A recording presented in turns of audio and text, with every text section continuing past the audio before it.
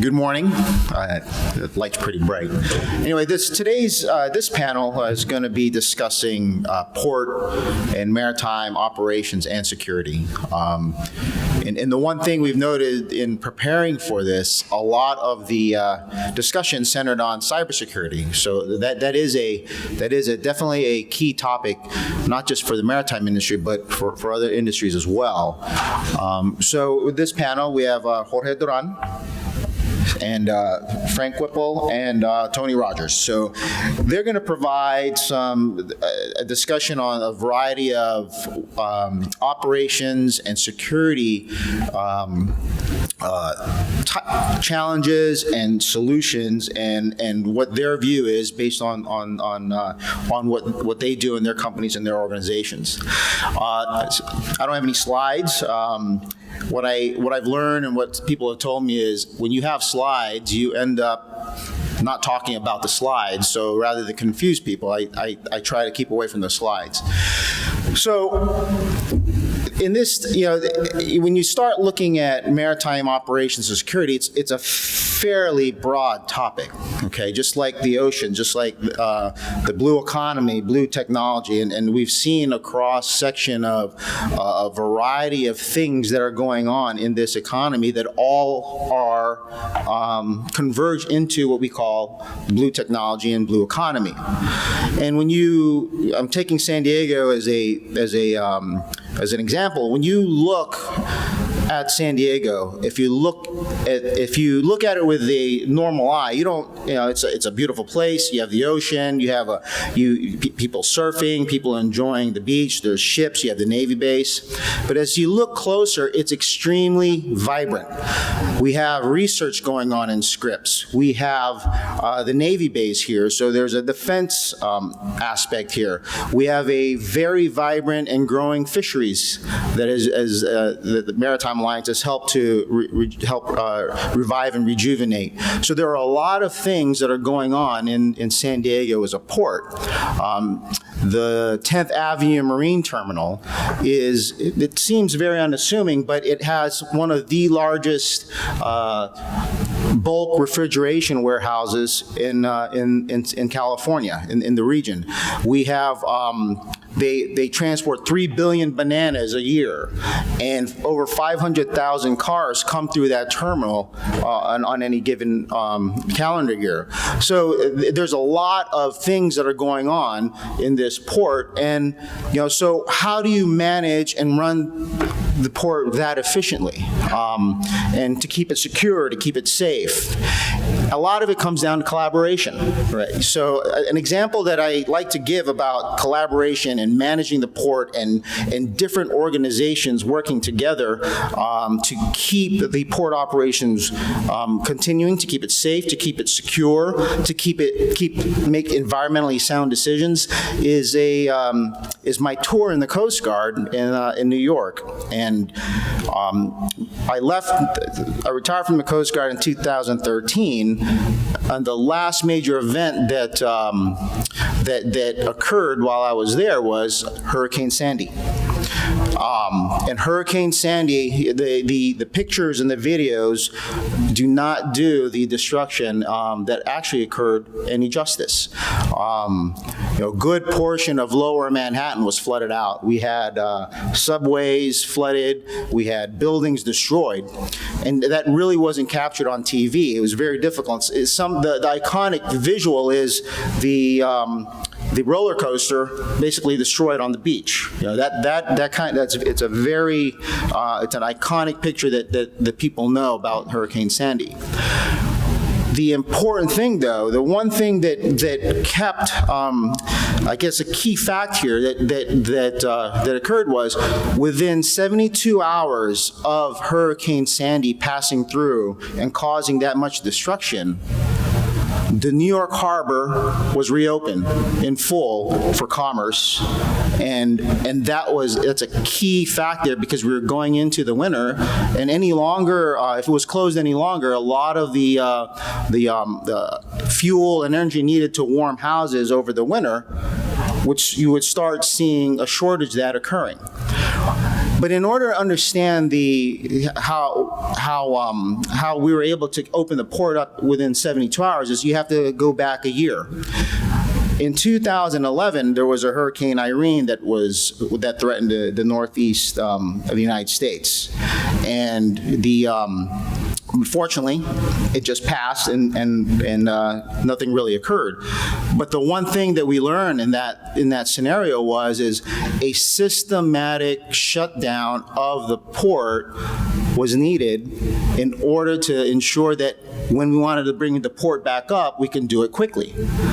So what kind of things did we have to address? We had to address things like, all right, how soon or how early can we close the port? If we close it too early, how is that going to impact commerce, the various businesses? All right, so do we shut it down completely, or is it a phased shutdown? Upon opening, how quickly can we open it up? What kind of equipment, gear, and help do we need, either from industry or the Army Corps of Engineers, to ensure that the waterway was navigable? All right, that we can get ships through and continue commerce safely. So the way we worked at is, the captain of the port at the time was Linda Fagan. She's now an admiral. Is we had some coordinated meetings with all stakeholders within the port: industry, shipping companies, tugboat companies, all the stakeholders. We met for a year to coordinate and understand what we learned after Hurricane Irene went through. What things can we improve upon? And so when Sandy came, in 24 hours before the storm was supposed to pass, we started doing a systematic shutdown of the port. We started communicating with the various stakeholders, let them know what was going on. And then after the storm came through, within 72 hours, we executed the plan that was developed over the past year.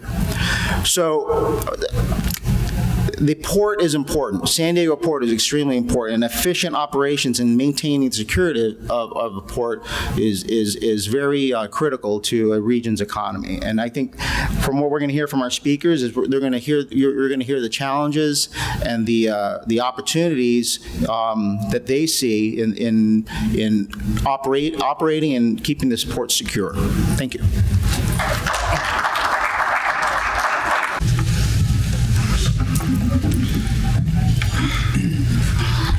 Hello, good morning. Just wait till the presentation comes on. Beautiful. Well, good morning. I wanted to, of course, thank Michael Jones and the team for the invitation and the opportunity. Like Monty Python says, now for something completely different, because it'll be rather different from the highly technical and technologically based presentations that we're listening to. I'll give you sort of a 50,000 feet view of the situation. So I'll take the green button, right? Yeah. Oh, this one. There you go. So I'll talk briefly about these three things because none of you know who we are and what we do. I'll spend a minute or two on that, and then I'll talk about the ports of Latin America and the competitiveness and logistics and port infrastructure very, very briefly. And this is just in order to give you sort of a big picture of it, and then I'll verse a bit into the cyber bit. Now, the Organization of American States, for those of you who do not know, is like a United Nations for the Western Hemisphere. And as you can see on screen, 34 sovereign nations of this hemisphere actually are the members of the OAS. In the Inter-American Committee of Ports, which I represent, the same 34 members, same 34 countries are members through the national port authorities. And what do we do? Well, as you see on the red bit there, we promote the development of competitive, sustainable, and secure ports in Latin America and the Caribbean, I should say, as well. And we do this through these four main objectives there, which is a political dialogue amongst the highest government officials. We do quite a bit of capacity building. We share share the view that has been expressed here yesterday about the skills and the importance of properly trained human resources. We do technical assistance and project implementation, and finally we work closely with the private sector. And of course, the theme of this meeting is collaboration, and in that sense, we do quite a bit. As you can see, we're organized in 6 different priorities, which are the blue bits, the blue squares. These are called tags, or technical advisory groups. The chair of the board is Mexico at the moment, with 2 vice chairs, Barbados and Uruguay. And you will see that we tackled 6 priorities, and each one of these priorities is chaired, or one of these groups is chaired by the countries that are underneath: Panama, Mexico, Uruguay, and so forth. So in the context of the tag chaired by the United States on port security and protection, is that we will continue this talk. Now, in addition to the 34 governments of the Americas, we also have several private sector partners and associations and so forth. Some of them are on the screen. Some of them are private or individual ports, or private ports. Some of them are associations like CLIA, which I'm sure you'll know. And this is just a small representation. You can see the Maritime Alliance there as one of my members as well. And this is just to give you a bit of idea that we have members from France, from Spain, from Korea, from the States, from Latin America, and we're approaching 100 now. Briefly, competitiveness. How is Latin America in competitiveness? Well, you see in the small square there that our most competitive economy, the Chilean economy, is number 35 in the world, followed by Panama at 50, and Costa Rica 52, Mexico 57, and so forth. And so in the map, the darker the country, the more competitive it is. As you can see in the region, you know, of course, Chile is the darker one, but this competitiveness is, of course, one of the factors that make this work is, in fact, the logistics. The better logistics, the more competitive you will be. Again, the darker the country, the better logistics performance.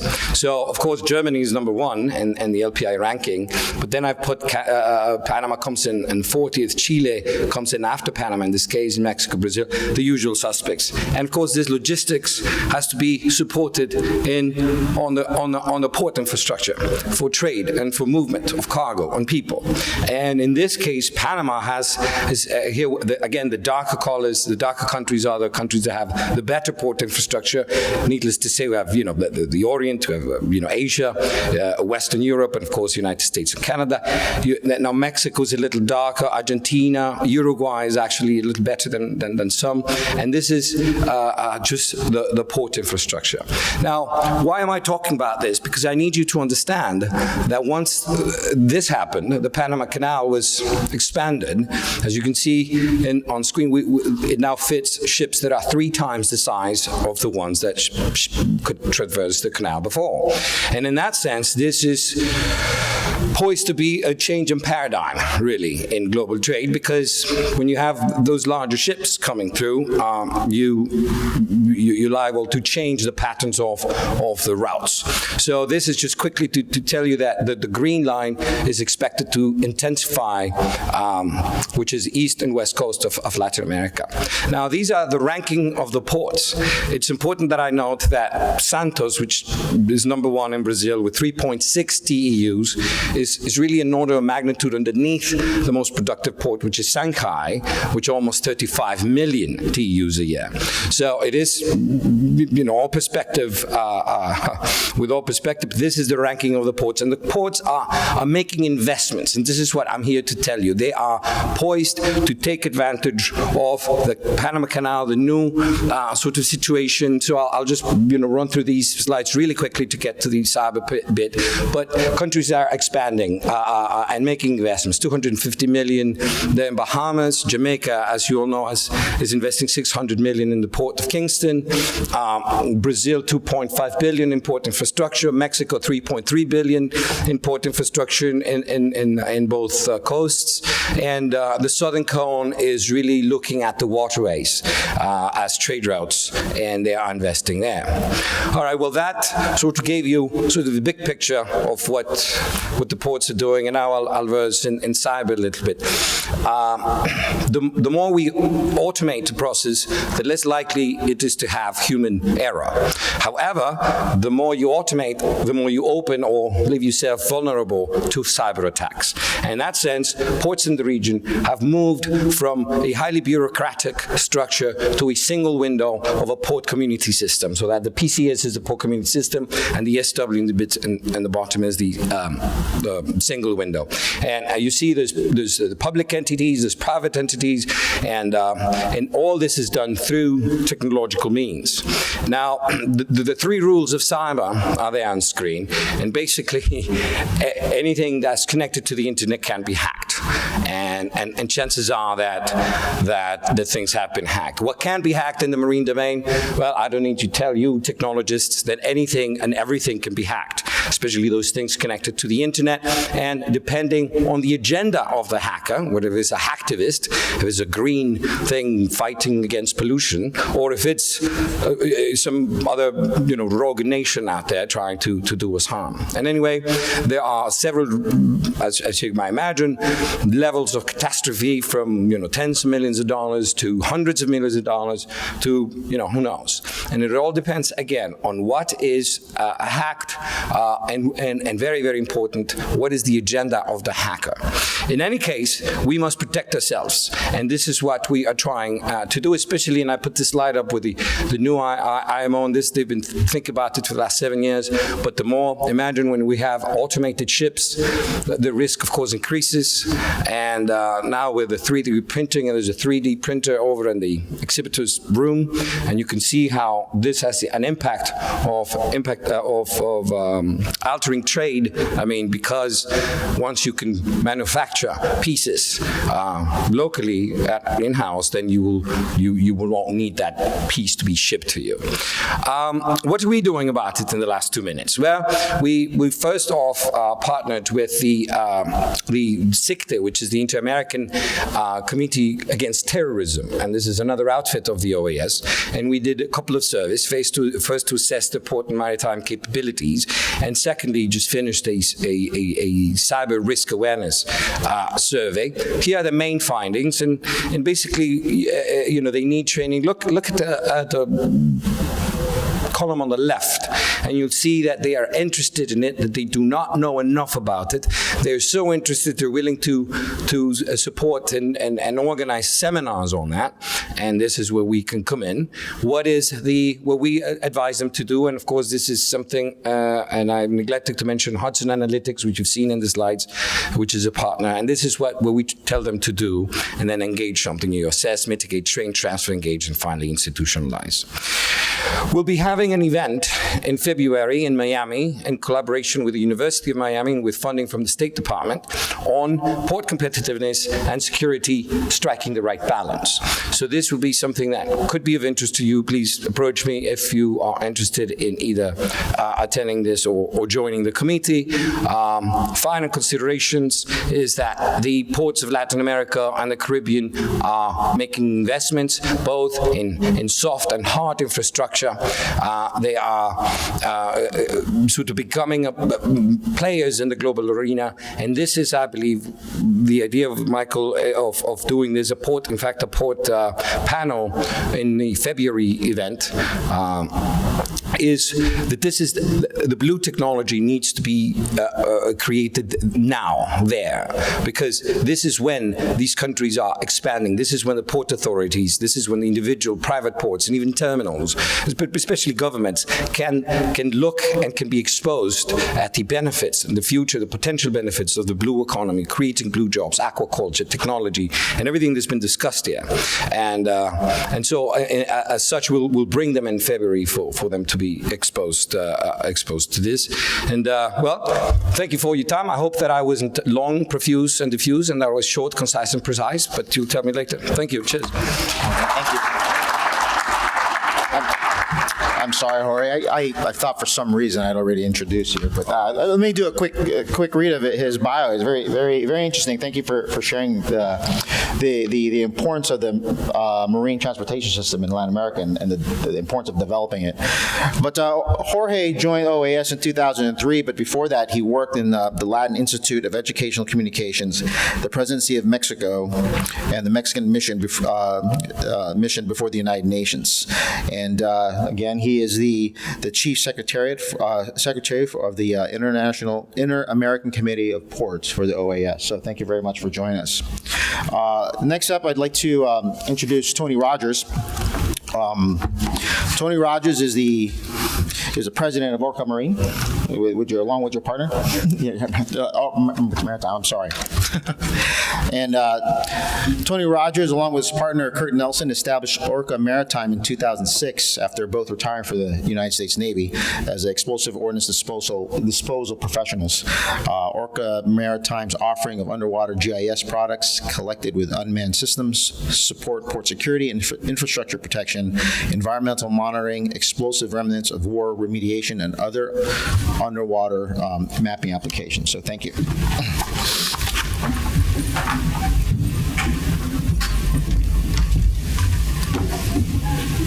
Thanks, James, and thank you, Michael, and Greg, and Kellen for the technical help, as well as Orca Maritime has enjoyed membership since the early days, before it was the Maritime Alliance, when it was a much smaller group, and the tendency would be to say much smaller and more intimate, but the intimate part has really not been left behind. This, as much as it has grown, there's still a great tendency for the members to want to get together and to collaborate. And so events like this are one among many, even though the size of the events are like Oceanology in February here in San Diego are an impressive growth indication of the Maritime Alliance, and it's a great testament to the efforts of Michael and his team. So I do have slides, and very few of them have words on them, so I guess I got to advance them here. How's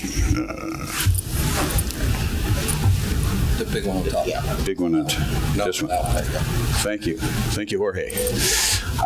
So our offering is underwater geographic information systems. We use the industry standard geographic information system software, that is ESRI's ArcGIS, and some 3D components of that. We're learning the portal aspects. We have web-enabled programs for some of our clients, and so these are the industries that we serve today. We've been as far away as Qatar in the Arabian Gulf for ExxonMobil Research Qatar to do some coral reef mapping, but also work for the Navy on the Gulf Coast in Louisiana on the Calcasieu Waterway and some other areas, applying unmanned systems and building underwater maps, which we believe is really the ultimate collaboration tool for something like port planning. James mentioned that New York Harbor was open in 72 hours after Hurricane Sandy. In New Orleans, when Katrina hit back in 2003, or the early 2000s, they weren't so lucky. That was also a very violent storm, but a lot of the things got blown into the Mississippi, and a lot of things that were on the Mississippi already sank. And so distinguishing what was a hazard to navigation, what was there before, the Navy actually went in with a number of sensors to go look at the bottom after Katrina had passed to help with that clearance. So the same, although they didn't have a sophisticated GIS to support that, we've taken it another step, doing surveys and underwater data collection like that, and putting it into the single repository that is a great collaboration tool for all stakeholders in a port. So as all of you probably know, a GIS is a combination of different layers of information that give you geospatial references between one layer and another. One of the tools that we use is an autonomous underwater vehicle. I have a couple of pictures of those in the next couple of slides. They're not really autonomous. They are programmed to do very straight, specific missions. The only time they're autonomous is when they decide not to do what you tell them to do. And so they do have ground fault indicators. On the one hand, they're very sophisticated underwater computers with great sensors. On the other hand, they are equipment. And as we used to say in the Navy, for critical equipment that you would bring forward to far corners of the world, 2 is 1 and 1 is none. So a lot of redundancy is good to have when using these systems. So as you can see in the slides there, these are just different. Our underwater GIS, our part of it, our unique part of the GIS are the underwater layers. Although we provide data and include existing not underwater data for reference and perspective. Just going around the horn, starting in the upper left, that's just an overhead image of San Diego Bay, the bridge, the Coronado Bridge. There's a nautical chart below that. In the left corner is a bathymetry map. Down in the center is just a schematic of pipelines and nodes. In the right lower corner is a side-scan sonar mosaic. You can embed videos and photos into a GIS, as you know. And we also put vertical surfaces. That's the 10th Avenue Marine Terminal. The bottom half of that slide is a side-scan image of the seawall, a corrugated seawall there that shows the infrastructure below the water's edge, and then we match it up to a photograph along the top. And so that's depicted in a 2D GIS as a line. You click it, you get a hyperlink, and that shows up, and you can inspect your seawall. And here's an example of a combination of all those on one screen. This was an effort for explosive remnants of war remediation, where there are a number of layers. From our unexploded ordnance background, we were doing a survey for the Naval Facilities Command and looking between piers. That's at 32nd Street in San Diego Harbor.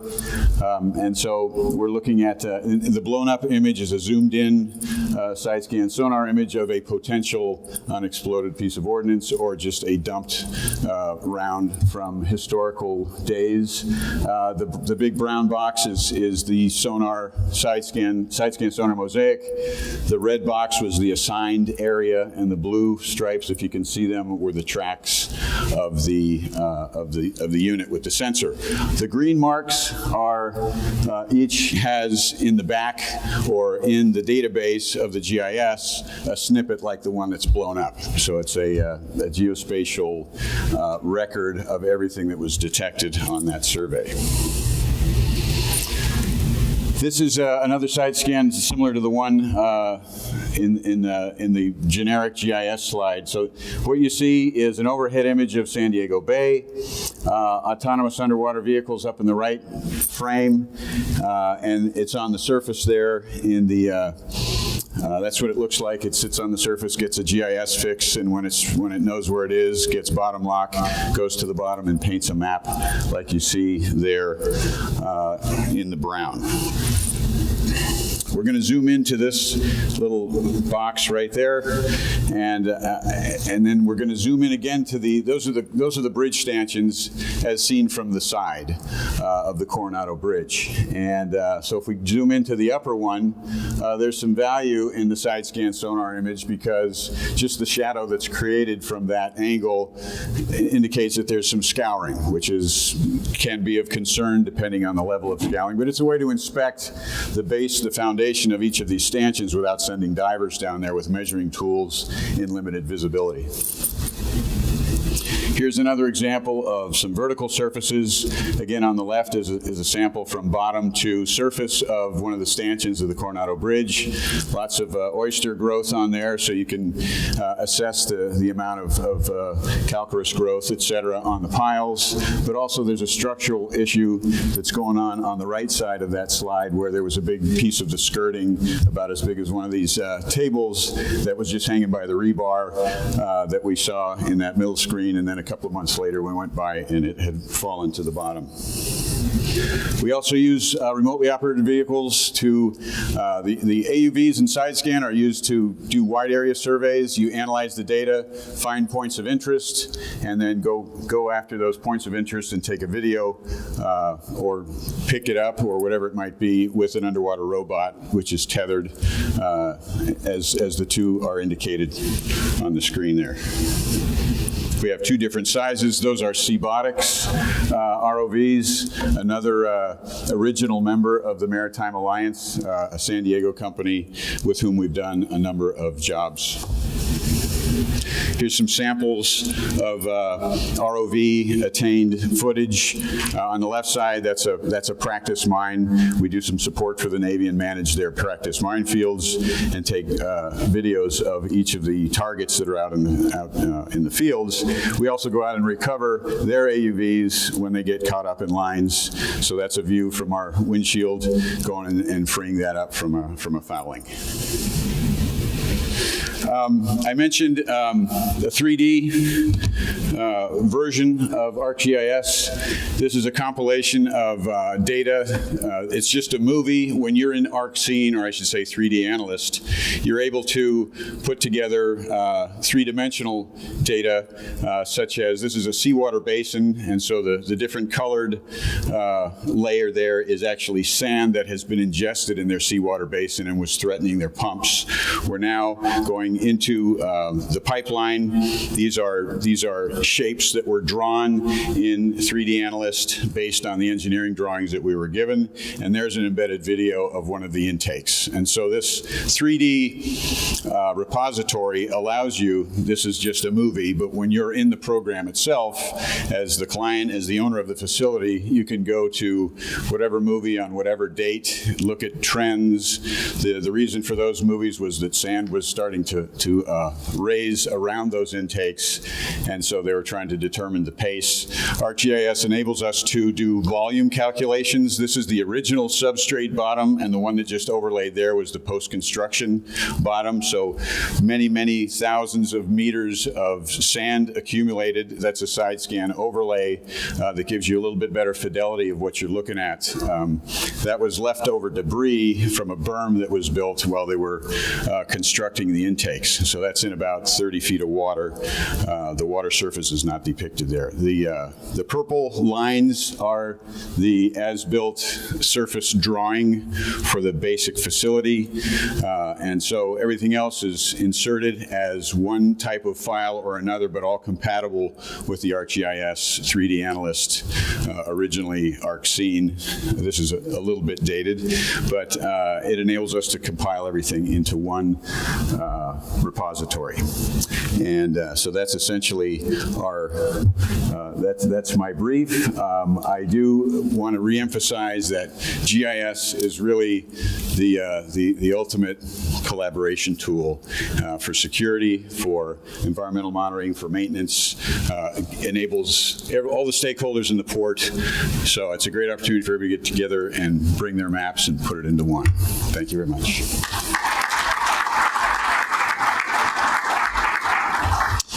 Thank you, Tony. It's very interesting. Thank you for the videos. Next up, we have Captain Frank Whipple. He is the president of Emergentex, and Captain Whipple has commercial experience and 28 years of port experience with the U.S. Coast Guard, having served as the captain of the port and commanding officer for Port Security Unit 302. His company reviews risk and security in major U.S. ports and in Algeria, Yemen, and Indonesia. Thank you.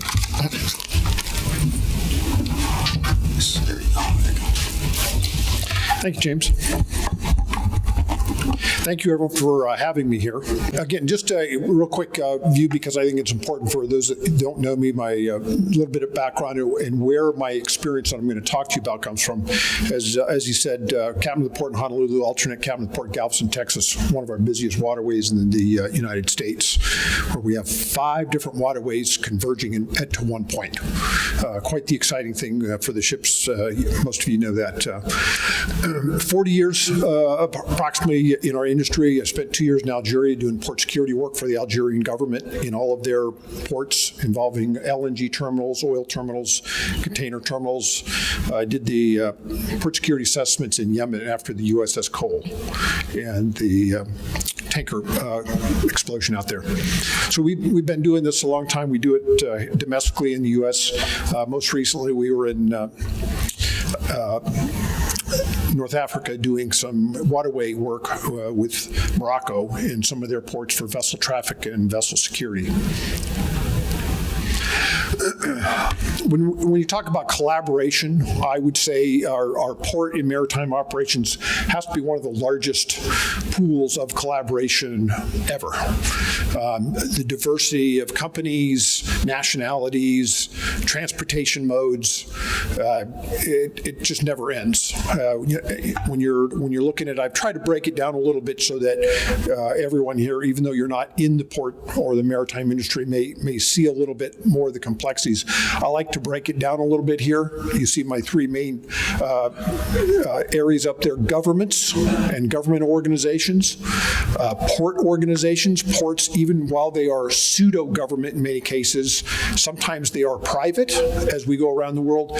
Many times, as most U.S. ports, they're landlords, they are landowners, and they lease property. But then we have the maritime organizations, much of which are private. Some shipping lines are government-run. So you have all of these complex entities out there, and when you talk about collaboration, I can assure you it is not easy. When you talk to a government agency worried about cybersecurity, and you say you want to integrate information from somebody else's computer system or something like that, it becomes quite the challenge. We've done work. Right now, we're doing a contract to look at plastic particle pollution in the Pacific Ocean. How do we measure it? How do we gauge it? Where is it located? And not debris. This is plastic particles, something smaller than 5 millimeters. Again, that alone, and when we talk about a lot of your technology here of Orca Maritime, something like that, looking at plastic particle in the Pacific Ocean is a pretty big deal. And then again, much that's in international waters. So how are we able to go back to governments, countries, talk to them about their plastic particle pollution in the oceans? Here 2 years ago, we were called, again, when we talk about integration, somebody lost a rocket off the Atlantic coast. Called me at 5 o'clock on a Friday afternoon and said, "Can you find it?" Naturally, those of you know me said, "Well, of course I can." So we were put under contract immediately. We collaborated both with the Coast Guard and with private industry on that to come up. And by 10 o'clock at night, we gave them a position. What happened was they lost all of the GPS signals on the rocket when it came down. So they had no idea where the rocket was. So we helped them. We got collaborated between the Coast Guard and private industry, came up with multiple positions where this rocket would be searched for at first light in the morning, and by working together, we were able to identify the area where the rocket was. The first airplane went out and found the rocket first pass. So it was pretty good. Again, I call that, there was a lot of technology in that, but there was a lot of sailor intuition in that as well. One of our people worked with in the collaboration team as to, again, computers are garbage in, garbage out. And if you just use the models, they don't always work very well unless you have somebody with a little more seamanship experience to talk to the computer models about what's going on in that area out there, which is what we did. And the position we came up with was again, it was right on the mark. We did it for 3 days for them. That was pretty interesting. We're working in another project up in Oregon. It's a liquefied natural gas terminal. We've done all of the waterway safety work, all of the security work up there. Again, maritime security and shoreside security in this fairly large plant. And one other thing to bring up is in Chile. I was sent to Chile during my Coast Guard career, and I was asked to find 2 containers full of arsenic in 2,000 feet of water. Once again, they said, can you do it? Well, I said, of course I can. So we got, again, collaborated with the right technology, the right people, the port partners, and the shipping line. The captain, amazingly, didn't know where the containers were lost over the side. It was somewhere on the Chilean coast. So anyway, so we did that, and again, just by collaboration, working together with various entities, got the captain on the ship, went to the ship, looked at charts, their electronics, came up with some positions using some sonar, and we were actually able to find those and then deal with that for the government of Chile. When we talk about our ports, and when we talk, again, we're a little bit here focused on some of the IT systems, but when you look back at that last picture, governments, port organizations, and maritime companies, there isn't any one system that we can go to and say, well, if I fix that, I fixed everything. It just doesn't work that way. Many of the ships coming in are not U.S. flagged. They're flagged around the world. They have their own flag state requirements for communications and security. Ports have their own, terminal operators have their own, and each one of these is different on each one of those pinwheels that I showed you. I always like to make sure that everyone understands that when back after 9/11 here, when most of the maritime security rules were put out, there was a system put in place. And it's very important for us to recognize that system because people ask me all the time, so Frank, can you fix this security problem for me? Well, sure I could, but what is the problem? When you look at this layered security protection that was put in place internationally with the International Maritime Organization and many of the governments and the contracting governments, this is really the picture that you come up with. All ports were supposed to come up with security regimes within their ports to ensure that cargo going out was secure and it was safe to get on the ship and to go into commerce. So you'll see on the left-hand side, make sure the picture's right, you'll see I've got a list of those people that are participating in that. As the ship leaves and comes across in transit, and I'll speak to the United States, but this picture would apply no matter what country you're in. As it comes across in the transit, there's other security measures that are being put in place. Things like the ship's manifest with all the cargo on board. Is it safe? Did it come from a known company, a known commodity type of thing? When it gets to the discharge port, once again, there's more security measures being put into place. And when I am a terminal on port property, I have my port plan, my terminal plan, security plan, and then you have the terminal side. So each one of those lists are the different security measures being put in place. And I bring this forward because, again, when we talk about collaboration, all of those folks have to collaborate. None of that is done in a vacuum. The more collaboration they do on those, the better our security is as members of the public here and as well as the port. But it does create a fairly complex system to try to secure. And our job in what I do in my company is we help the companies, we help the ports do that collaboration. When we talk about, again, I'm going to focus primarily on port security here, what's at risk.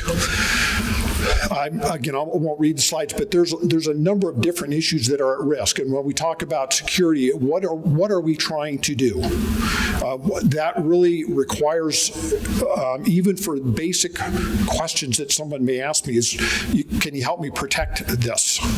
Well, we need to go into the systems and the operations that they're doing and talk to them about doing a risk assessment. I can't go in as, say, a single communication system and say, well, let's just do this. That may not be good enough because it may be connected to other systems and there may be other users in that group that need the same type of protection. So we always look at risk assessments, and then once we do risk assessments, we prioritize those risks. Most of you know, if I had all the money in the world, I could make everything secure. Unfortunately, particularly in most of the clients that we work with on the commercial side, there's limited amounts of funding out there that they can spend. I mean, I can tell you 40 years on the waterfront, there's two things that are always hard to get funded. Safety things and security things. And that's because they're not money-making. They are liabilities, they are cost to the company that they don't get reimbursed for. So those are always the hard ones for particularly the terminal security officers, terminal safety officers to get funded. So prioritizing those and making sure that we are helping them identify why this risk needs to be mitigated. And then we help them select the mitigation measures out there. Oftentimes, again, to the benefit of the technology part, it's not always technology that fixes some of these risks. Sometimes it's procedures. And a procedure fix, again, is easy for them to implement, but you have to know that. One of the things that we find as we go through, the larger the port, particularly as we go around, the harder it is to fix anything. We worked up the coast here with some very big ports, and I can't tell you how hard it is to get somebody like the Los Angeles Police Department to change their ways to meet my needs. It's kind of like the 600-pound gorilla. No, that's not how we do it, Frank. However, when you go into the smaller ports, it's much easier to do. I'm working in Coos Bay, Oregon. We went in there and designed an entire infrastructure for the port. Police departments, fire departments, port operators, they welcomed it with open arms because they didn't have much to start with, whereas if you go to these larger ports, they are well entrenched in their operations. So it's a little interesting to see how that works. Again, as we go through, not one size fits all. Even within Algeria, they have 11 ports. None of the 11 ports were the same. They all had different risks. They had to deal with it differently. So you have to be really careful about trying to pick a one-size-fits-all solution in our security role here. But identifying the risk, ranking the risk, and mitigating those risks that are necessary. There's a lot of risk out there that we don't mitigate. It's low probability, low consequence. So we let it ride. We identify it, but we let it ride, and we then, out years, we go back and look at those risks and see whether we should mitigate. And the last, cost-effective solutions.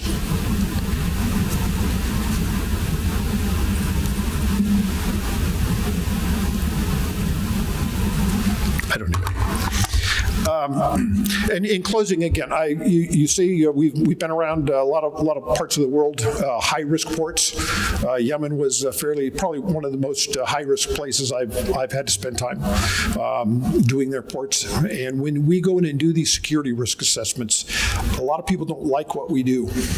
And the reason is because we're stopping illicit money transfers in the ports. For hundreds of years, ships have been going into ports, and graft has been common. X to come into port X. When we go in and we have to stop that, because if you're willing to take $100 to do this, are you willing to take $1,000 to do this for me? That's unacceptable. So a lot of this becomes high risk when we do that. So anyway, we do that. We enjoy doing it, and that's all I have. Okay, thank you.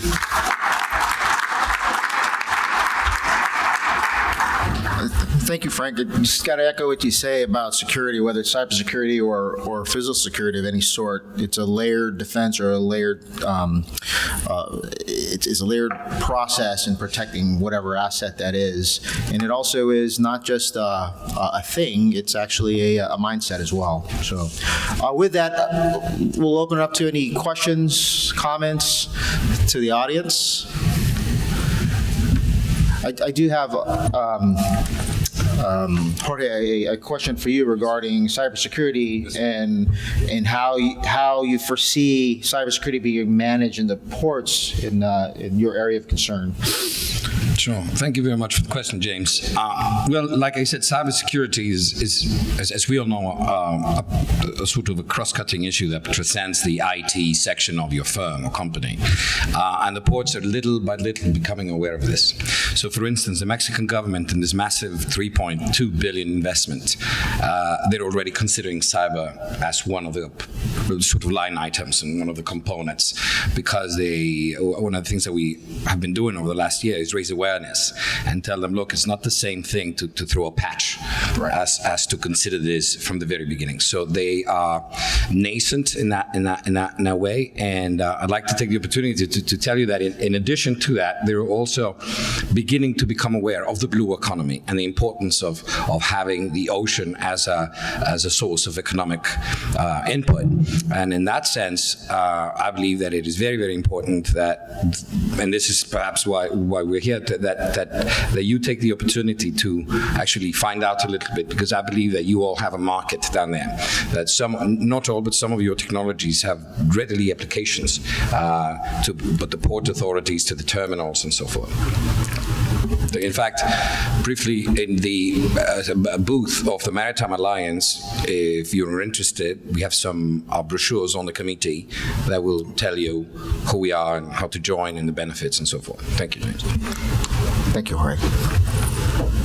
Yeah, hi, my name is Leonard Poole with Sidus Solutions here in San Diego. We're a small business that specializes in video surveillance products. I have a question for Frank and Tony. You know, one of the things that we've seen as drivers in the oil and gas community is government requirements for security. You know, where it's mandated that there should be some level of procedures and planning and so forth to be able to prevent accidents or from terrorism.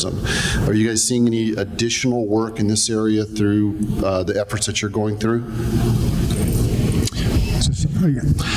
Again, security and the government regulations. Interesting to note, in the Coast Guard regulations that came out that model the IMO requirements, there's only one hardcore requirement in about 60 pages regulations. And that one requirement is you must have signs. There are no other firm requirements in the regulations for a facility. And it's the same in the IMO rules. If you go through there, what the regulations say is a company, again, in this case, a terminal or a ship, must do the risk assessment, identify risk, and then determine whether that risk needs to be mitigated or not. So as you go around, say, in an LA or Long Beach, each of those has about 45 terminals. None of the terminals are the same. Certainly, they all have chain link fence. I mean, there's a lot of facilities in the United States that don't have chain link fence because it's not required. So you have to be very careful as you go through that. But when you go through the risk assessment and you look at low risk, low probability, there are those facilities that have very little. There are other facilities that have more, but even the more, generally we are not seeing the levels of security that you may find on a government installation. If you were in the military, when I was overseas in Saudi Arabia and Kuwait, that's a little bit above security. I call that, it's more, defense. But in our security world and the commercial side, we don't see lots of the high-tech things, but when you talk about access control systems, we see that, but again, it's based on each terminal individually and each ship. Just to add to that, hi, Leonard, good to see you. Is this working? No. Okay, there. In a word, no, for the underwater part. There really are no, underwater is pretty much out of sight, out of mind from a regulation standpoint, with the exception of, is there enough water under the keel in the channel, which is achieved by multi-beam surveys by the Army Corps of Engineers. But one of the, knock on wood, we haven't been attacked with an underwater IED or a mine, despite how easy it would be. It hasn't happened, and so there's no requirement. So I'd like to just add my 2 cents, I guess. So one of the best things about BlueTech and the blue economy is the diversity, right? You have big, small companies, you have academic institutions, nonprofits, R&D institutions. But the challenging thing, particularly in security, is that it is so diverse, and in order to mandate security requirements, it's a cost, right? It's a cost that's not directly related to bringing in revenue. So if you put the same requirements in place for, company A, who might only have 3 people, as Company B, who might have 2,000 people, it makes it difficult. So the thing that the Coast Guard does is they put these general policies and regulations and guidelines out, and you find a way to try to meet them, but they're so nebulous because they're trying to, they can't, it's difficult to dictate, one size fits all because the diversity in the industry. Now, the same thing right now is occurring with cybersecurity. The Coast Guard is trying to figure out is what kind of specific guidelines, regulations, or mandates can we place on industry from a cybersecurity standpoint? Because the more you lock down a system, or whether it's an IT system or even the marine transportation system, the less likely commerce can occur. It makes it more difficult. So that's the challenge. One last question. Hello, you may not be able to comment on this because it might be classified information, confidential, but what type of technology are you currently employing or plan to use for future security measures within the ports and for what you're doing right now? Is there new developments in the pipeline that you're considering or anything like that? Well, it's a good question. What are we considering? Right now, again, access control is big. Does everyone know a TWIX card? Transportation Worker Identification Credential. That was rolled out, 8 years ago now in the maritime industry, and it's spreading to other industries. Government-issued TSA card. It's got the biometrics on it. What they're trying to do is find out how to make it work right now. And we haven't been very successful at that for several reasons. One is many of the employees in the harbors don't want them. And I know that sounds hard to believe, but it took 5 years for us to get a lot of people to get one. So and because it comes with a background check. And most public folks don't want background checks done by the government. We got over that, I think, but now what they're trying to do is there's TWIX readers. Coast Guard's working on TWIX readers now to get a reader. Again, for all of us, sounds easy because we use cards all over the place for access, but when you put it in a port environment and it's out exposed to the weather, exposed to the coal dust, the fumes, they don't last very long.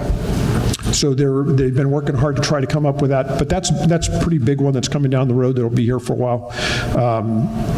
Radar's been in our ports for years and years. I think those systems will get better as we refine the technology to what each port needs.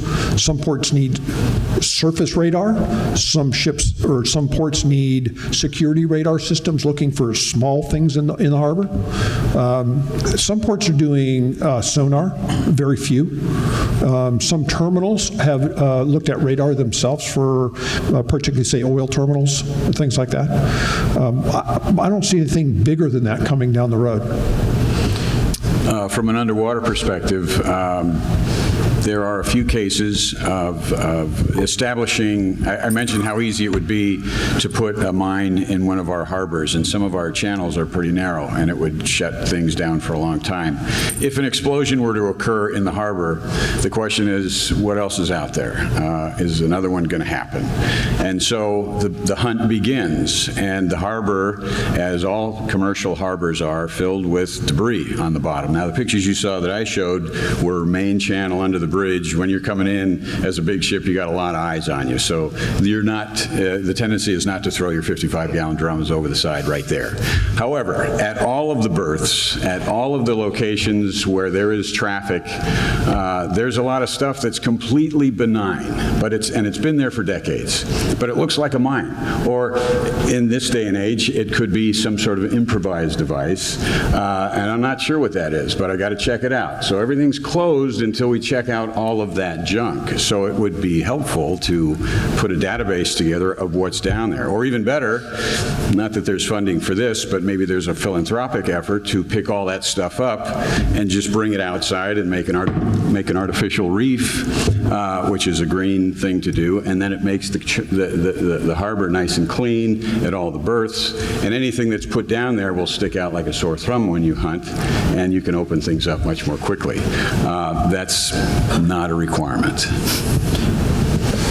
We're going to need to stop there.